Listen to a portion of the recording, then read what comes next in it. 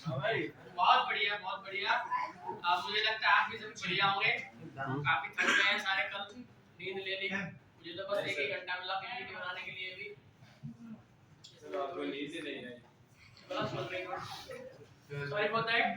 देखिए मैं जब से देख रहा हूँ, थोड़ा प्रेजेंट कर रहा हूँ यहाँ पे, सारे हिचकिचा रहे हैं क्योंकि अपन सब फैमिली हो चुके हैं। अब तक तो नहीं वैसा होना चाहिए।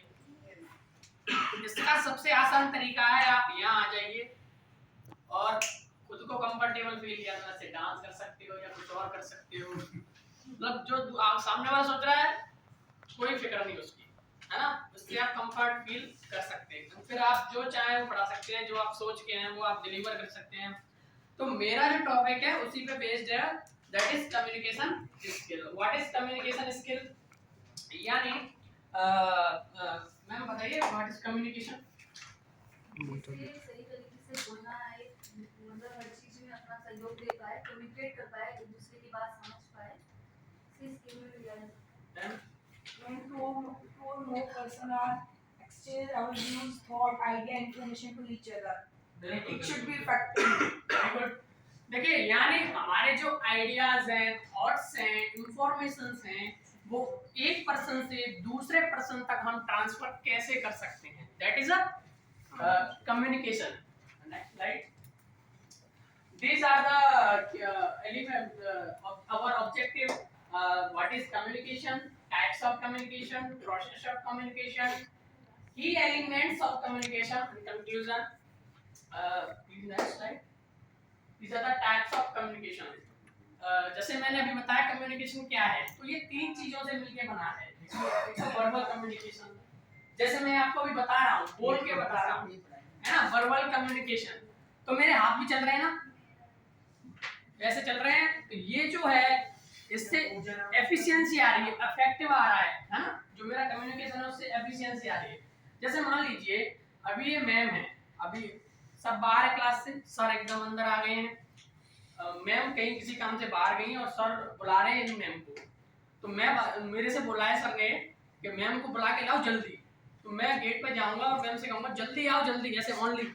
और एक तरीका मेरा ये है, जल्दी आओ जल्दी जल्दी। तो देखो मेरा फेशियल एक्सप्रेशन और मेरा ये हाथ बुलाने का, ये ज्यादा जोर दे रहा है कि ज्यादा इंपॉर्टेंट अर्जेंसी है ना।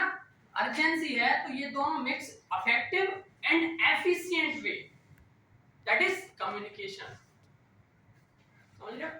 केवल बोलना या लिखना यही सब कम्युनिकेशन नहीं है, इसमें सारी चीज मिक्स है, तब जाके एक इफेक्टिव कम्युनिकेशन बनता है ना। अभी हमारे पास देखिए टाइम की कमी है, तो हमें तो केवल ये प्रेजेंट करना है कि क्या हम अच्छे से जो अपने आइडियाज है वो डिलीवर कर पा रहे हैं कि नहीं कर पा रहे हैं। इसमें जो तीसरा टाइप्स है वो रिटन कम्युनिकेशन है, यानी जो हमारे ऑफिशियल्स वगैरह में यूज होता है, जो अपन लिख के राइट या लेटर या फिर एप्लीकेशन वगैरह से जो भी अपन जो अपने ऑफिसर्स हैं या हमारे जो ऊपर वाले हैं उनसे अपन कम्युनिकेट करते हैं, वो हमारा रिटन कम्युनिकेशन में आ जाता है। Next slide please. This is the process of communication. इसमें हमारे जो 5 मेन एलिमेंट्स होते हैं, कैसे हमारी जो कम्युनिकेशन प्रोसेस है वो पूरी होती है। तो सबसे पहले हमारे माइंड में एक आइडिया जनरेट होता है ना। एक आइडिया जनरेट होता है जो हमें प्लान करना होता है, पर्टिकुलर वे में प्लान करते हैं, फिर उसको एनकोडिंग करते हैं। एनकोडिंग मतलब हमें किस वे में वो मैसेज सेंड करना है, फिर उसको ट्रांसफर करते हैं, उसका ट्रांसमिशन होता है। ट्रांसमिशन के लिए कोई एक मीडियम होता है, वो मीडियम हमारा कुछ भी हो सकता है ना। कोई लेटर हो सकता है या कोई और सोशल मीडिया हो सकता है, उससे ट्रांसफर करते हैं। उसके बाद जो रिसीवर है उसकी क्या करता है, एनकोडिंग करता है, यानी सॉरी डिकोडिंग। हमने एनकोड करके भेजा और उसी कोड को डिकोड करेगा अपनी भाषा में कि जो मुझे मैसेज भेजा गया है वो क्या एक्चुअली क्या कहना चाहता है, उसको डिकोडिंग बोलेंगे, है ना। अगर फिर उसकी प्रोसेसिंग होगी, अगर वो समझता है तो ठीक है, अदरवाइज नहीं समझता है तो फीडबैक देगा, नहीं मेरी समझ में नहीं आया, दोबारा बताओ, है ना। वापस से फीडबैक जाएगी, नहीं आता फिर प्रोसेस चलेगी। अगर फीडबैक यस आता है तो मेरा कम्युनिकेशन कंप्लीट। अब इसमें एक चीज आपको दिख रही है बीच में, नॉइज। ये नॉइज क्या होता है, कम्युनिकेशन के बीच में गैप पैदा करता है ना। तो हमारा जो अल्टीमेट एम है इस नॉइज से क्या है, बचना। हमें चारों तरफ से मतलब जिससे अगर मैं कहूँ तो एक एक्टिव लिसनिंग का पार्ट है, तो हमें ये चारों तरफ का जो डिस्टर्ब करने वाला जो एलिमेंट्स हैं इन सबसे क्या करना है। अगर इफेक्टिव कम्युनिकेशन चाहिए तो ये जो चारों तरफ का बेस जो नॉइज है जो डिस्टर्ब कर रहा है उससे हमें क्या करना चाहिए, बचना चाहिए। Next line, these are the key elements of communication। जो अभी प्रोसेस जो कंप्लीट हुई उसमें क्या क्या की एलिमेंट्स हो सकते हैं। तो have a proper eye contact.